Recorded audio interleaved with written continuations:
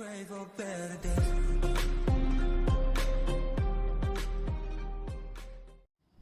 Hi students, तो आ चुके हैं एक बेहतरीन वीडियो के साथ वापस।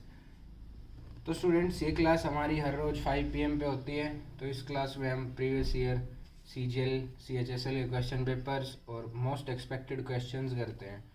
तो अभी कुछ दिनों पहले हमने 2019 का ख़त्म करके 2018 का शुरू किया है और मोस्ट एक्सपेक्टेड क्वेश्चंस शुरू किए हैं। तो आप पिछली वीडियो ज़रूर देखेगा और एक परसेंटेज की भी वीडियो डाल रखी है, उसको भी ज़रूर देखिएगा, क्योंकि आज आपको इस क्लास में उसका यूज़ पता चलेगा कि वो कितनी ज़रूरी थी वो क्लास। क्योंकि कुछ परसेंटेज होती हैं, जैसे अब नॉर्मल 25%, 50, 100, 75, ये तो हम याद कर सकते हैं, लेकिन आती ये तो हम निकाल भी सकते थे, बहुत आसान है कि 25%, 25/100, 1/4, 50% 1/2। लेकिन कुछ परसेंटेज होती हैं 12.5%, 16 होल 2/3%, ऐसी परसेंटेज 6 होल 2/3। तो ऐसी परसेंटेज हमें याद होनी चाहिए जब भी हम आसानी से क्वेश्चन कर पाते हैं। तो ये हमारा पहला क्वेश्चन आज का। तो जो भी मैं क्वेश्चन देता हूँ उसको एक बार पॉज कीजिए वीडियो को और ट्राई कीजिए सॉल्व करने का।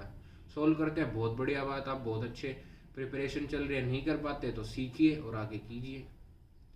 तो लीजिए पहला क्वेश्चन, आप इसको सॉल्व कीजिए। किसमें कह रहा है एक पंप टैंक को 4 घंटे में भर देता है, लेकिन एक रिसाव के कारण, कि मतलब एक होल था उसमें, उसके कारण वो 5 घंटे में भर पाता है। तो भरे हुए टैंक को खाली करने में रिसाव को कितना समय लगेगा, कि उस होल में से जो पानी निकल रहा है वो कितने टाइम में पूरा निकल जाएगा, वो खाली कितने टाइम में हो जाएगा। तो एक भर रहा है 4 घंटे में, एक भर रहा है 5 घंटे, एक निकाल रहा है, मतलब भर पा रहा है 5 घंटे में। पहले था नॉर्मल पंप का, ये था पंप में रिसाव के कारण वो कितना टाइम लगा रहा है। तो हमें कैपेसिटी तो पता नहीं, तो उसके लिए हम इनका एलसीएम ले लेते हैं। कितना दोनों से जा रहा है 5, तो कितना हुआ ये 4×5 = 20, 5×4 = 20। तो कितने का डिफरेंस आया, मतलब ये 1 घंटे में 5 भर रहा था, ये 1 घंटे में 4 भर रहा है, तो मतलब -1। तो मतलब हर घंटे एक खाली हो रहा है, मतलब एक का डिफरेंस आया, मतलब ये खाली कर देगा एक हर घंटे। तो 20 की कैपेसिटी है, हर घंटे एक खाली कर रहा है, तो कितने घंटे में खाली कर देगा, 20 घंटे में। ये हमारा आंसर आ गया।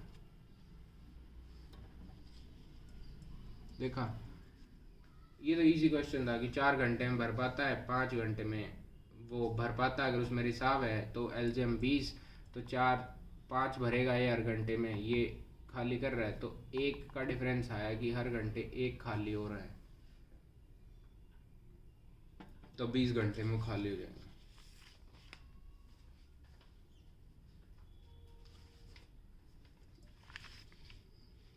ये लीजिए अगला क्वेश्चन, कि ए की कुछ वैल्यू दे रखी है, तो √a, मतलब असली में इसको a⁻1/2, a⁻1 क्या लिख सकते हैं, √a + 1/√a। तो ये इसकी वैल्यू पूछ रखी है। तो अब हमें इससे क्या मतलब दिखते ही कि साथ ही, मतलब जैसे हमने क्वेश्चन देखा तो हमें इससे क्या पता चला कि a को हमें रूट बनाना पड़ेगा कैसे भी। तो उसको रूट कैसे बनाएंगे, a को a7 - इसको क्या लिख सकते हैं, 2 × √3 × 4। तो क्या आया, 3√3 का स्क्वायर -2 √3 √4 प्लस √4 का स्क्वायर। तो √3 + √4 का होल स्क्वायर, हमारा ए आ गया। अब √a, तो √3 + √4 प्लस में 1/√3 + √4, ये हमारा वो हो गया। लेकिन अब सिंप्लीफिकेशन करना पड़ेगा इसका, क्योंकि इसमें हमारा आंसर तो दे नहीं रखा।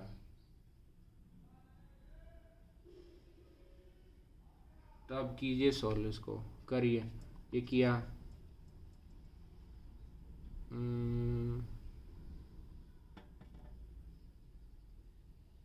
ये आप इसको √3 + √4 की जगह ना √4 + √3 लिखें, क्योंकि ये तो हम कुछ भी लिख सकते हैं इसको आगे पीछे करके, √4 + √3 का √4 + √3 प्लस। अब इसमें आप कीजिए इसका रैशनलाइजेशन, √4 - √3 बाय में 4 - 3 1, तो √3 से √3 कट गया, 2 और 2 4 इसका आंसर आ गया। अब ये कैसा दिमाग लगाया कि मतलब इसका रैशनलाइजेशन होगा, क्योंकि हमें यहाँ दिख रहा है कि √4 + √3 और √4 + √3 और √4 + √3 का जैसे होता है रैशनलाइजेशन करेंगे तो √4 + √3 इंटू में √4 - √3, तो होता नहीं है कि ये a - b a + b का a² - b², तो a² - b², तो 4 - 3 1 आएगा, तो इसलिए √4 - √3 कट के हो जाएगा। तो ये आपको अगर आप ऐसे टाइप के क्वेश्चंस की प्रैक्टिस करोगे कि मतलब बार बार करोगे तो ये सीधा दिमाग में बनने लग जाएगा कि √4 + √3 है, तो रैशनलाइजेशन करेंगे तो रिमाइंडर 1 आएगा, रिमाइंडर 1 आएगा तो ईजी हम इसको काट के और सोल्यूशन कर देंगे। तो इसका आंसर होगा √4 को हम लिखते हैं 2, तो 2 + 2 4।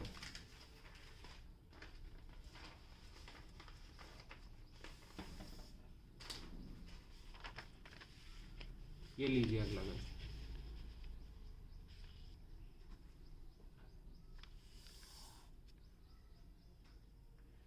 कि m - a² by b + c, m - b² by a² + c², m - c² by a² + b² = 3 दे रखा है, तो वैल्यू ऑफ m पूछ रखी है। तो एक तरीका इसका ये है कि एलसीएम लोगे, फिर उसको उस साइड ले जाओगे, फिर m - a² + b - b², तो इनकी मल्टीप्लाई करके बहुत बड़ा मतलब पता ही नहीं क्या बन जाएगा, सॉल्व ही नहीं कर पाओगे, पूरा पेपर इसी में निकाल दोगे। तो ऐसे तरीके को क्या करना है, मतलब ये कब 3 कब हो सकते हैं ये कि एक 0 हो और बाकी के 2 या 1 2 1 0 हो, लेकिन अनइक्वल हो जाएंगे, क्योंकि आपको अगर थोड़ा सा ध्यान से क्वेश्चन देख पा रहे हो तो इस सिमेट्री से दिख रही है इसमें हमें कुछ, तो अगर एक 0 होगा ना तो ये लगभग ये दोनों 0 हो जाएंगे, या एक की वैल्यू अनडिफाइंड हो जाएगी। तो ये कब 3 कब हो सकते हैं, जब ये तीनों इक्वल हों, कि m - a² by b² + c² भी 1 हो, m - b² by c² + a² भी 1 हो, और m - c² by a² + b² भी 1 हो, जब जाके हमारी ये 3 के इक्वल होगा। तो अब इससे क्या, आप जनरल किसी को भी एक को भी सोल्व कर दीजिए, आपको अब आपकी वैल्यू मिल जाएगी। तो m की a² + b² + c²,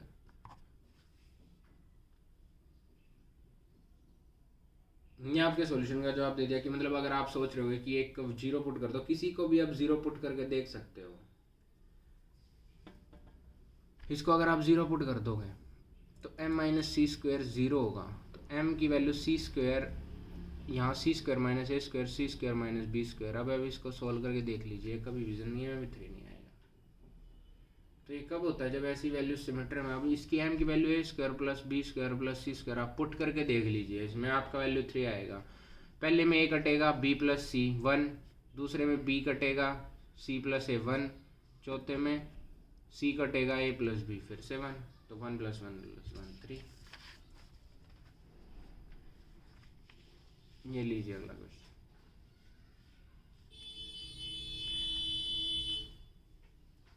एक ट्रायंगल है ABC जिसका एंगल B एंगल C दे रखा है, और AD जो है वो इंटरनल बाइसेक्टर है एंगल A का, और जो AE है वो परपेंडिकुलर है BC में। तो मेजर बताना है DAE एंगल का। ये आपको डायग्राम कुछ बना के दिखाता हूँ कि जैसे देखिए एक ट्रायंगल है ABC, angle B angle C दे रखे हैं 60 40, तो जो AD है वो इंटरनल बाइसेक्टर एंगल A का, ये रहा इंटरनल बाइसेक्टर, इसको इक्वल में बांट देगा, और AE है वो परपेंडिकुलर है, ये ऐसा कुछ। तो आपसे इसकी वैल्यू पूछ रखी है इसकी, तो कैसे जनरल आप इसमें ना आप 2 टाइप के ट्रायंगल बनाइए। देखिए कि ये ABC 60 40 ये बनाइए आप एंगल बाइसेक्टर जिसमें इक्वल होंगे, ठीक है। और एक आप बनाइए परपेंडिकुलर के लिए 60 40, ए बी सी, ठीक है, ये आपने बना लिया। तो अब आप इससे इसको सोल्व कीजिए। पहले परपेंडिकुलर वाले से कीजिए कि आपने परपेंडिकुलर ड्रॉ कर दिया बी सी पे, तो मतलब अगर ये 90 है, ये 40 है, तो 90 40 130, ये 50 आ गया, 90 60 150, ये 30 आ गया। तो 30 और 50 हमारे इससे आ गए। और अब एंगल बाइसेक्टर ड्रॉ करोगे। अब हमें पता लग गया कि ये एंगल 80 का है, लेकिन अगर आप एंगल बाइसेक्टर ड्रॉ करोगे कि कुछ यहाँ से एंगल बाइसेक्टर जाएगा, देखो यहाँ से, तो ये 40 और 40 का होगा। अगर ये एंगल बाइसेक्टर वाला ये 40 का होगा, तो उससे आप मान निकाल सकते हो कि ये जो बीच वाला एंगल है ये 10 आएगा। जनरल देखिए देखिए देखिए, एक बड़ा सा ट्रायंगल बना देता हूँ। देखिए ऊपर वाले दो ट्रायंगल से भी सीखेगा, इन इस नीचे वाले से देखिए, देखिए ये एक ट्रायंगल है ए बी सी, ये 60 ये 40, ये हमने ड्रॉ किया परपेंडिकुलर, ठीक है। और ये हमने ड्रॉ किया एंगल बाइसेक्टर। ये एंगल बाइसेक्टर वाला एंगल है, दिख रहा है, ये इसमें एंगल इक्वल हैं। और ये नॉर्मल इसके एंगल हैं, ये देखिए, ये इससे परपेंडिकुलर से, तो ये है डी ना, ये है ई और ये है डी। तो हमसे पूछ रखा है डी ए ई का मान, इसका ये जो बीच वाला एंगल है ना, इसका मान पूछ रखा है हमसे, इसका। तो अगर आपने परपेंडिकुलर से भी निकालना है, परपेंडिकुलर से ये कितना आया ऊपर वाले ट्रायंगल में 50 और ये आया 30 पूरा। तो लेकिन एंगल बाइसेक्टर हमें पता लग गया कि अभी 80 का है, तो एंगल बाइसेक्टर इस 80 को दो इक्वल पार्ट में 40 40, तो इधर भी 40 कर देगा। ये देखो ये एंगल बाइसेक्टर, इधर भी 40 इधर भी 40, तो ये 40 ये 40 आ गया। तो 50 में से अगर हम 40 माइनस करेंगे कितना आएगा 10, या 30 में 40 और 30 में माइनस करेंगे कितना आएगा 10, तो ये डी ए एंगल आएगा 10।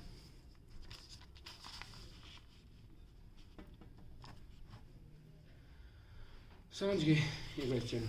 अगर ये क्वेश्चन रिपीट करना हो ना, तो कमेंट बॉक्स में मैसेज मतलब कमेंट कर देना, ये क्वेश्चन कल फिर से रिपीट कर दूंगा। इसमें दे रखा है a/4 b/5 c/6 इक्वल हैं, तो a + b + c/b की वैल्यू पूछ रखी है। तो ये कंडीशन सेटिस्फाई कब होगी, a/4 = b/5 = c/6 कब होगी, जब a4 होगा, b5 होगा और c6 होगा, जब भी तो 1 = 1 = 1। या आप ये भी लिख सकते हो कि a8 होगा, b10 होगा या c12, वो बात ही नहीं कि इनके मल्टीपल आ गए, आंसर तो वही आएगा आपका। तो पूछ रखी है a + b + c/b, तो 6 5 11 4 15 बटे में 5 3 आपका आंसर आएगा। ये लीजिए,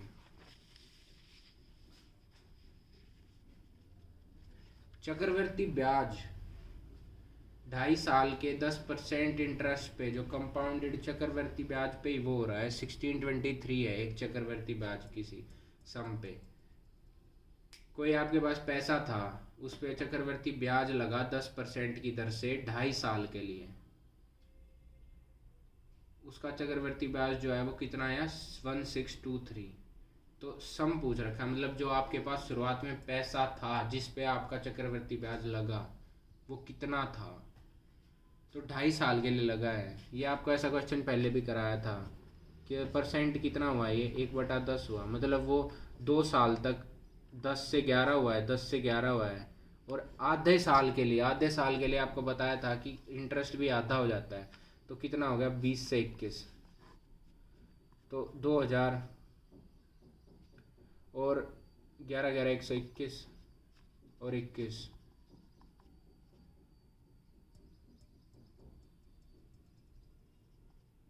टू 541। तो चक्रवर्ती ब्याज कितना, मतलब आपके पास 2000 पैसे थे तो वो 2441 हो गए, तो कितने का चक्रवर्ती ब्याज मिला 541 का। लेकिन क्वेश्चन क्या कह रहा है 541 का नहीं 1623 का मिला है, तो 1 = 3 है, तो वो पैसे 2000 ना होके उससे 3 गुना 6000 होंगे। समझे कि मतलब 10% की जो जरूरत थी 10 1/10, तो 10 पैसा 11 हो रहा है, 10 रुपया 11 हो रहा है। और आधे साल के लिए इंटरेस्ट भी आधा हो जाता है, 1/4 होता तो मतलब 2 1/4, मतलब 1/4 साल के लिए पैसा 1/4 हो जाता, मतलब 1/40 हो जाता, तो 40 से 41 लिखते। लेकिन ये आधा साल पूछ रखा है, तो 1/20, तो 20 से 21, तो 2000, और थे पैसे आपके पास 2441 हो रहे हैं, तो कितने का वो 541 का, लेकिन 541 का नहीं, क्वेश्चन के हिसाब से 1623 का है, तो 1 = 3 है, तो पैसा भी 2000 ना होगा, कितना उसका 3 गुना 6000 होगा।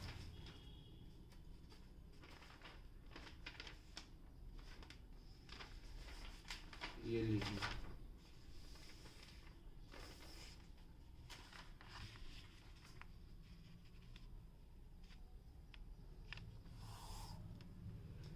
ये एक आइसोसेलेस ट्रायंगल है, उसके साइड्स दे रखे हैं, मतलब एक आपका आइसोसेलेस ट्रायंगल है, उसके साइड्स हैं 20 20 24।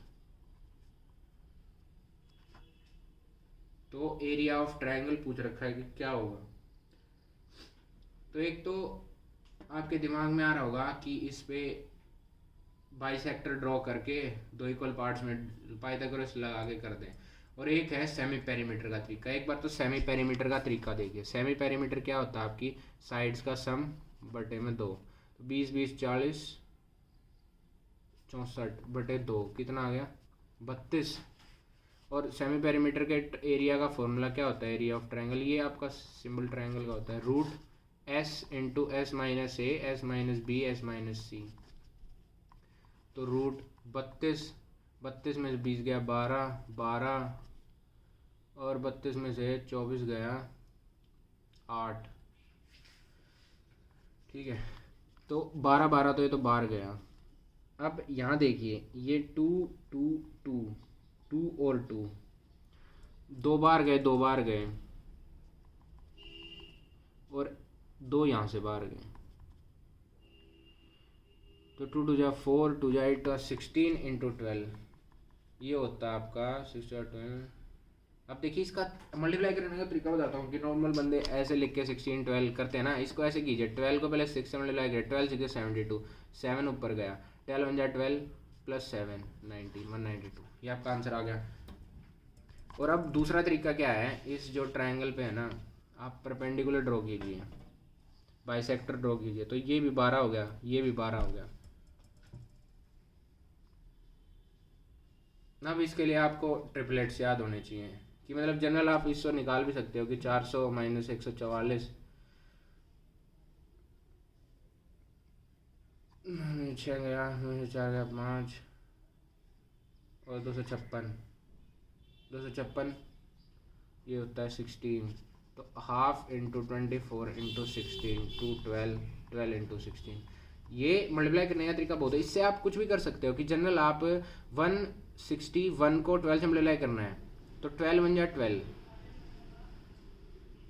2 1 ऊपर, 12 6 जा 72 2 7 4 7 ऊपर, 12 1 जा 194, तो इसका आंसर ये आएगा। मल्टीप्लाई करके देख लीजिए, 2 जा 2 6 जा 12 3 1 6 1 1 9 3 2,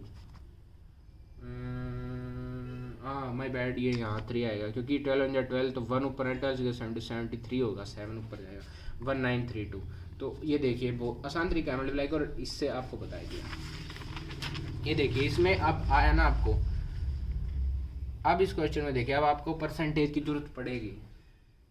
तो स्टूडेंट, मेरे प्यारे दोस्तों, मैंने पढ़ा रखा है पहले आपको परसेंटेज, तो आप उसको जाके एक बार देखिए, पढ़िए, और उनको क्वेश्चंस में यूज़ करिए। जब आपको ये अपने आप याद हो जाएंगे, और फिर आपको देखते ही क्वेश्चन का तरीका भी समझ में आएगा। आप क्या मतलब, कुछ दोस्त या कुछ स्टूडेंट क्या करेंगे, यहाँ पे ये परसेंट दिखा तो 116 × 3 + 2/300, इसको सोल्व करेंगे, रात हो जाएगी, पेपर ख़त्म हो जाएगा, और वो सोल्व करते रह जाएंगे। तो ऐसे क्वेश्चन को मतलब देखते आपके दिमाग में बन जाएगा कि आपको पता है कि 16 होल 2/3 हाँ होता है, हमने पढ़ा था, जो आपका 16 होल 2/3 होता है वो होता है 1/6। तो अब 16 होल टू बाई 3 पढ़ा है तो 100% plus 16 whole two by 3% plus 1/6 और 101 होता है, तो 7/6 ये आपका सेकंड के हिसाब से आ गई। तो मैंने सोल्व किया है, अगर आपको याद होगा तो आप सीधा लिखोगे कि 1 + 1/6 6 × 6 + 1 7/6 और यहाँ सोल्व करते हो जाएगी रात कि एक नंबर है, एक if 64 is added in a number then the number becomes 7/6 of itself. 64 is added in x तो it becomes 7/6 of x minus x तो 1/6 x is equal to 64, x is equal to 6 4 24 38 384 आपका answer है। देखिए अगर आपको ये याद नहीं होगा 116 ऐसे मल्टीप्लाई सोल्व करोगे रात हो जाएगी, सोल्व इससे भी हो जाएगा लेकिन रात हो जाएगी। और अगर आपको याद होगा तो आप वो वीडियो ज़रूर जाके देखें, आपको मज़ा भी आएगा और आपको याद भी, अगर आप यूज़ करोगे जैसे अब यूज़ हुआ तो आप भूलो नहीं कि 16 होल टू बाई 3% इतना होता है। तो ये ज़रूर देखिएगा वीडियो, और आज का सेशन पसंद आया तो शेयर लाइक एंड सब्सक्राइब, और आता रहूँगा मैं हर रोज़ 5 बजे मंडे टू सैटरडे आपके लिए बढ़िया क्वेश्चंस के साथ। Thank you.